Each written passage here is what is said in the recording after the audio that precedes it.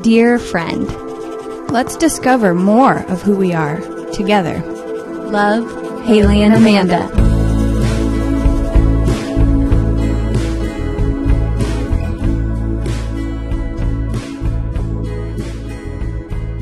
Hey, dear friends. Hey, everybody. It's Haley and Amanda, Your host of the Dear Friend podcast. Thank you for tuning in. We're so glad you're here because today we are talking about why are we doing the things that we're doing? Ugh. Why are we? Yeah, why are you? And Why are we also- doing this podcast? And I think To align to the young Pueblo. I'm just doing it so I can post it on social media. You are not, but we're going to talk about that. So again, we are the Dear Friend podcast, and our whole purpose behind this podcast is to align to this idea of the young Pueblo poem in Clarity and Connection. If you don't have the book, you should get it. And it says, an honest and deep conversation with a dear friend is sometimes the exact nourishment you need to regain clarity, get back up, face the world, and resume your mission with a new and focused energy. And so with today's conversation, we're just going to be chatting about some things we've been thinking about, we've been noticing. And I want you to know in this conversation today, it's way more about like, I don't know the answer to this. I'm just thinking about it a lot. It might help you think of the answer. Talking about it with a dear friend. Doing our pledge. Oh, cool. That's not what I thought you were going to say. I know, I sneak attacked you. Cool. Let's do our pledge.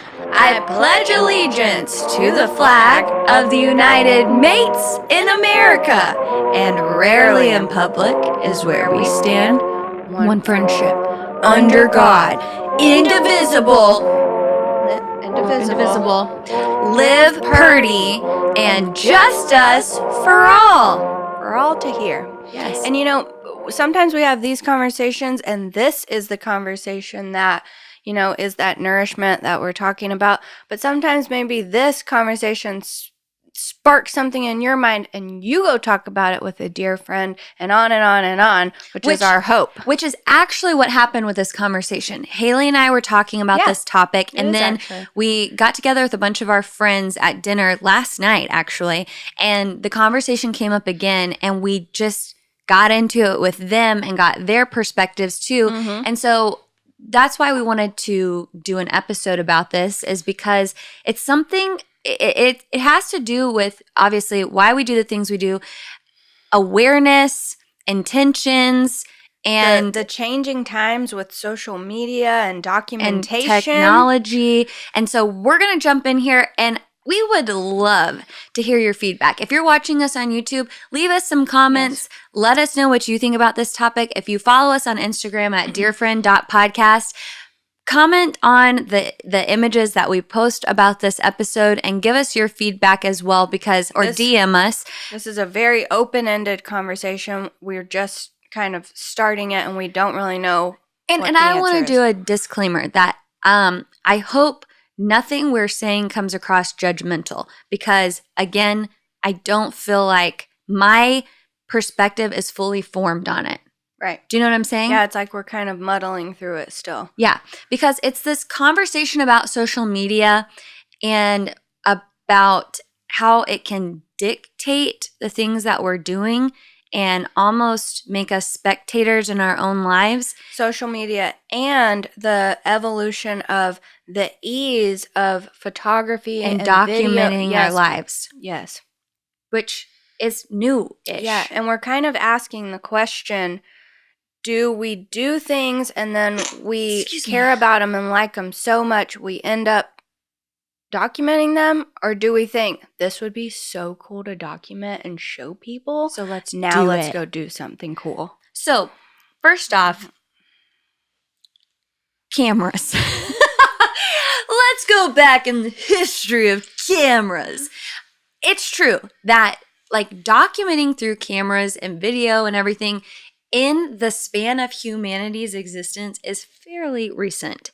And it's this idea of like capturing a moment to share with other people that didn't get to experience it with you, but also for you to remember a special moment to you and to reflect. And pass it down too. Back on. Yeah. And like show generations after you. And it doesn't have to be like public. It can be And it wasn't before. It was more private. Right. And like I think about like my family photo albums, and it's like my grandparents' parents had like, you know, Two photos, yeah. right? Where it was like a very set thing. It was a big deal that they got their picture taken. They're And not they're smiling. precious, those 2 photos. Yeah, they're very precious. Like my great grandparents' photos, they're like framed in my parents' house, just almost as documentation of what these people looked like and how they even Yes. that they even existed in a physical copy. And how do you know the rest of their memories and things that happened to them? From my grandparents telling me about their upbringing with those grandparents.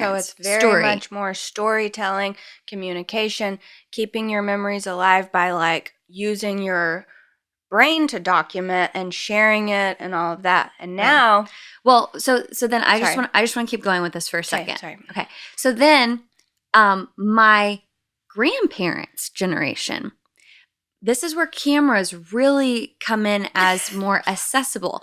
And my grandmother, specifically Oh, boy. Lois Page, my dad's mother, I'm calling her out up there. Listen up, Lois.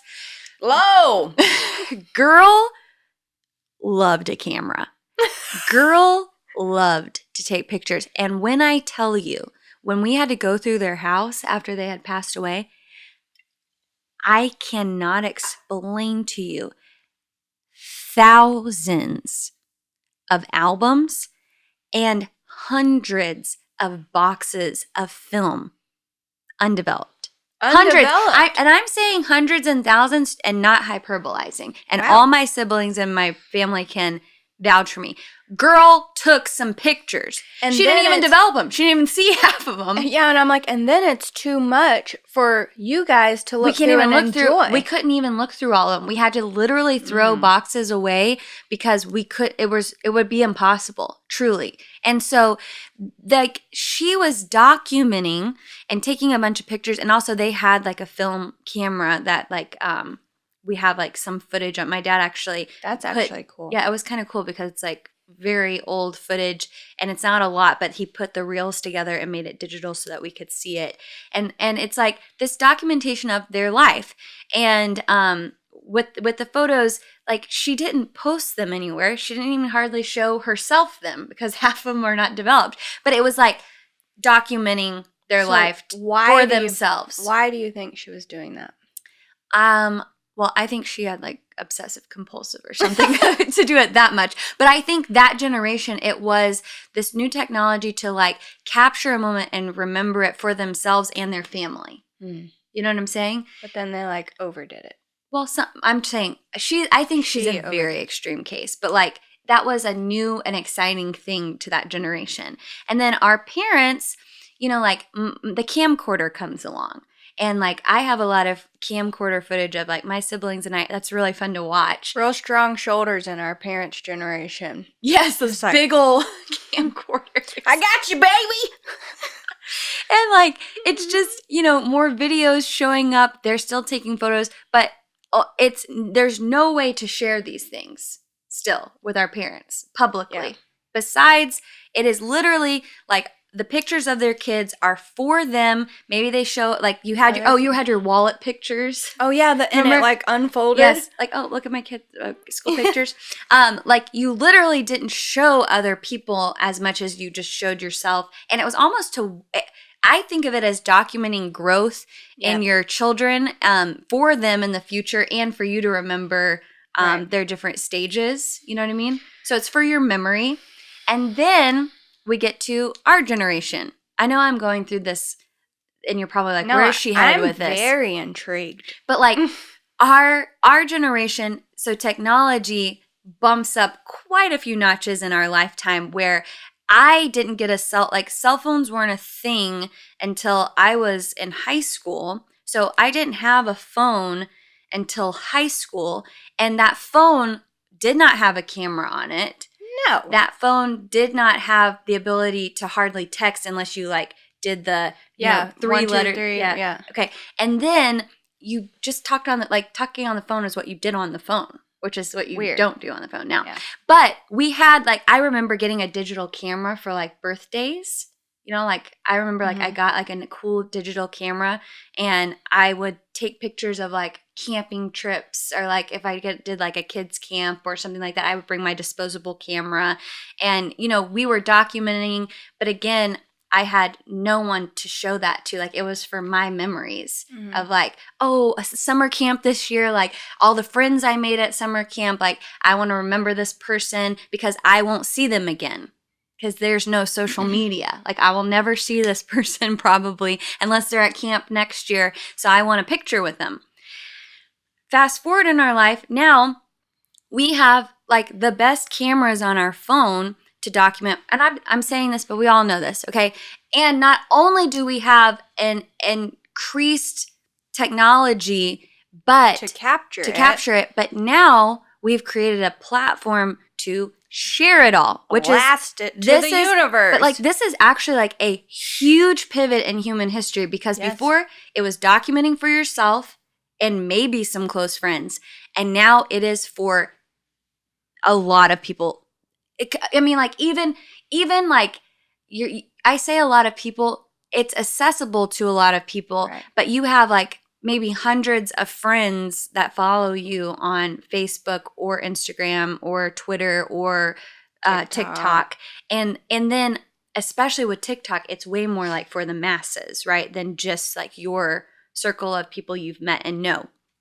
And usually it's like people you meet and want to keep track of too on those. That's why it's like a positive thing. Like instead of, oh, I hope I see her next summer at summer camp. It's like, oh, we can like maintain a friendship from afar. And that's why the world has become definitely like more like globalized because we are more accessible to people far away from us, which is cool. And this is all very positive. But this is like a huge pivot where documenting changes from documenting for yourself to documenting to share. And so that's where I was going with that kind of whole timeline. What were you about to say? I was about to say that as you were saying it, I slowly started to feel from excitement of documenting to like a fear of not documenting. Yeah. Do you know what I mean? Like initially when the cameras formed or whatever, and you're like, cool, yes, I can document this couple of really awesome things, but it's just like to like a placeholder to pass down, but the rest I know my memory will hold and will share through story and and then it's like now, and I'm talking about myself too. Yeah. This isn't judgment. No, if I'm at a very special, and think about it, if you're at a really special gathering or moment, you always take a photo, almost, or video. If you're at a concert that you're like, oh my God, this is my favorite song, you take your camera out. Why? And and we talked about this last night. Like we were saying, you always like, well, because I don't do that. I don't video things. I really like to experience them in the moment. But you, and this isn't a judgment. I think I'm getting better at it. You do it, but then I'm always like, when have you ever watched one of those video clips of that song that our favorite band performed at that show? Right. And you're like, never. I never watch those clips because you know the song. You can listen to like the high quality production of the song. You experienced it in the moment and you have the memory of it. Right. Why? And you never look at that video. Right. Now, again, on a positive note, we were just a few nights ago, I slept over at her house because her husband's out of town. And I saw on my iPhone that they make those memory little clip videos, and they're themed, and they use your photos and little video clips and put them to music, and we laid in bed watching all of the videos, and we were like, oh my God, all the cool things we've done together, like, oh, this trip, and it was a whole slideshow video about this trip with the video clips in it, and she's really good at documenting those moments, and I'm not, and so it was all and I was like, I'm so glad we have these, like, to show our kids one day and for us to remember, but it's like, I never remember to do on the balance, it calls attention to when you're in that moment, really, why are we documenting it? Mm-hmm. And are you doing it out of fear that you're going to like lose this feeling or like Memory. or your memory won't hold it right, which is really interesting. Like that our because memories over time are changing. Well, and your whole body of artwork, if you don't know, Haley's an incredible artist, painter, That's nice. but your whole thesis or like your whole concept behind your art is about memory. Right. And it's about how we can distort parts of memory, but we hold on to the most important parts of memory. Mhm. And so whenever you paint some parts in really like high definition Mhm. and some in like total blurriness, because that's how we distort memory. We can't Right. remember all the details. And isn't there something almost- beautiful about your mind's version of documenting memories? Because there's a bunch of science too about how each time you tell a story, whether it's out loud to another person or you replay it in your head, something slightly changes each time. And it's because of what you hold precious. in that moment. Yeah.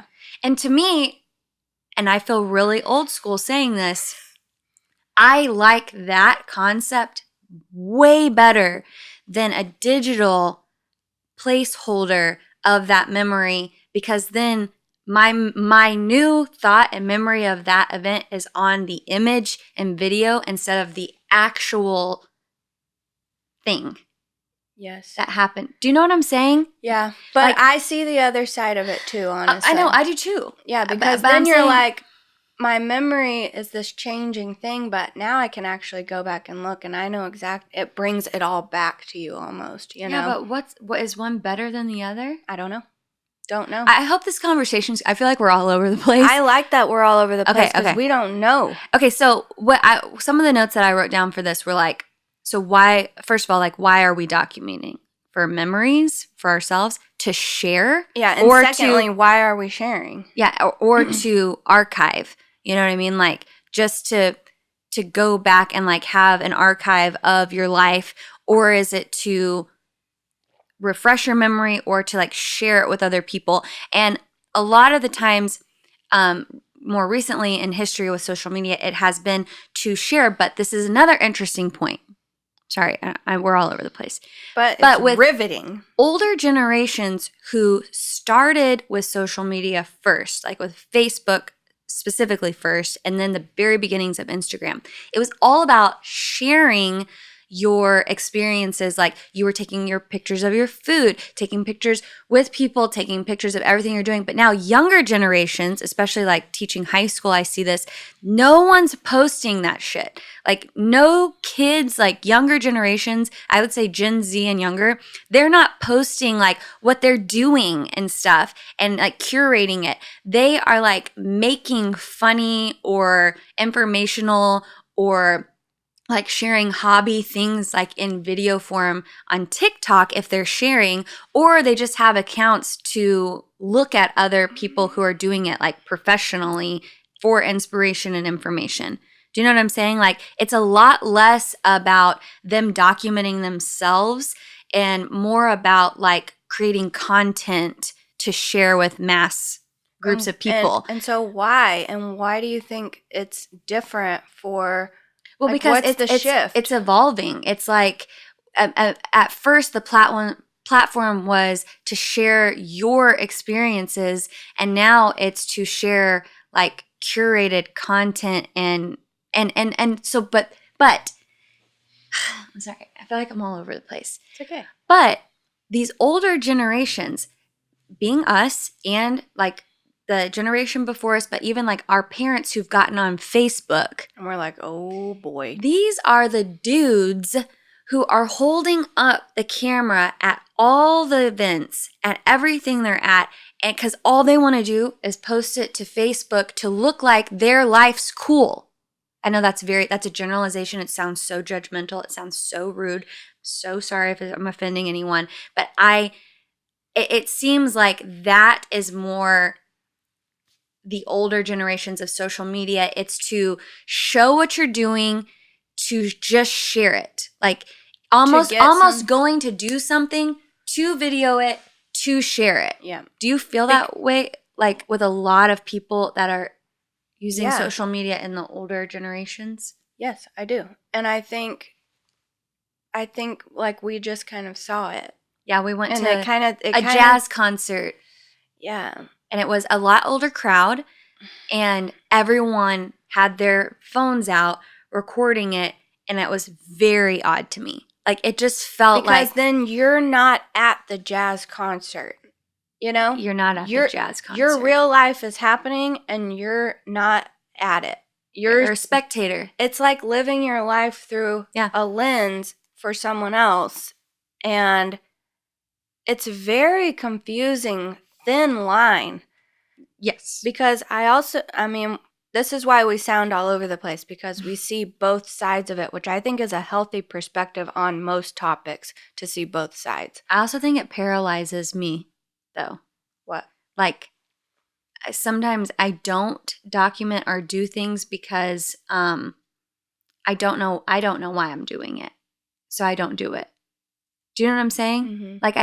Like, sometimes I think too much about social media, and I'm like, I don't need to post this. Like, it doesn't matter to anyone. It would only matter to me. And then I think, no, I just want to, if it's just my memory, then I just want to experience it in the present moment. And I don't want to take away from that by trying to document it for myself later.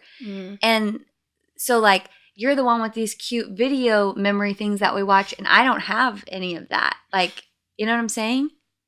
But you'll have mine.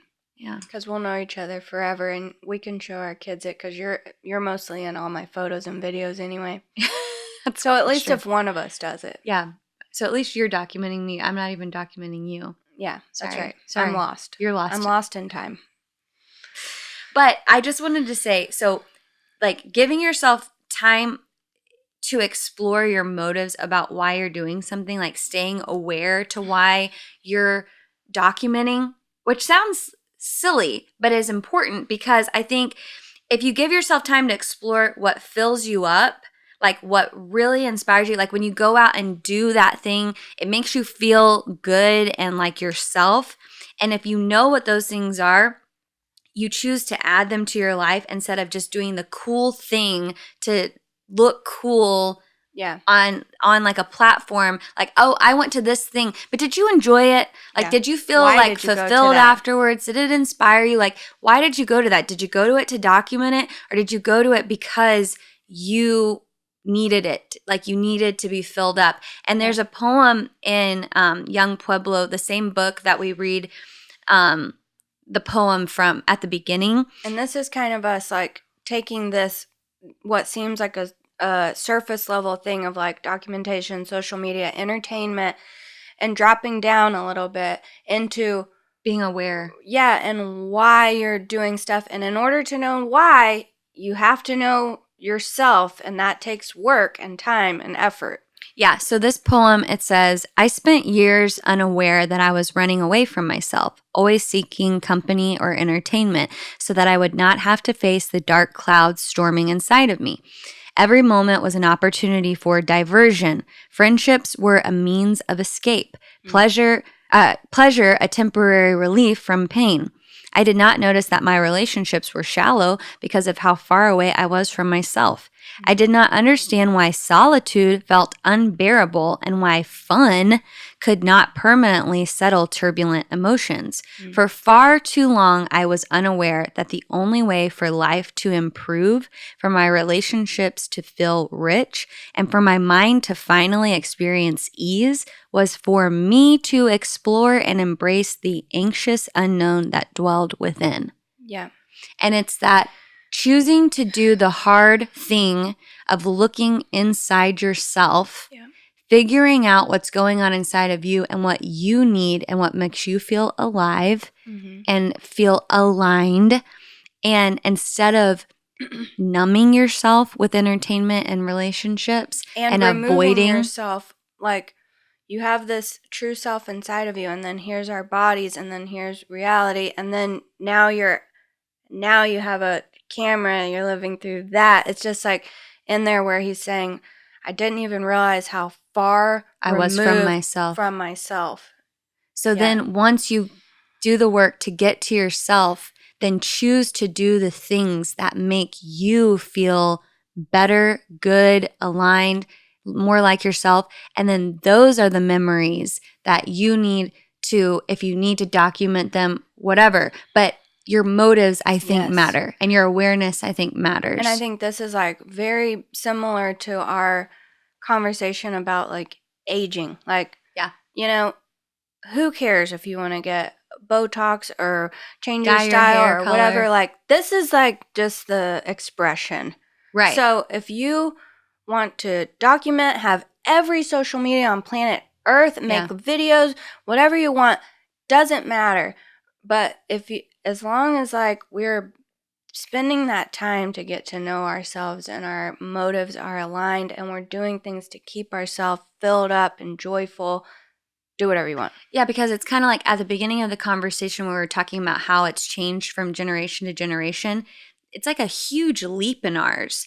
And I feel like if we just jump on the train, we don't know where it's taking us. So if we've got to be intentional with how we're using these tools and that they're not overriding us and that we're still in control of our lives and ourselves and how we're using the tools to benefit us instead of us benefiting them. Right. Does that make sense? That's another kind of reframe. Like I heard this quote that if you don't pay for the app is using you as like currency.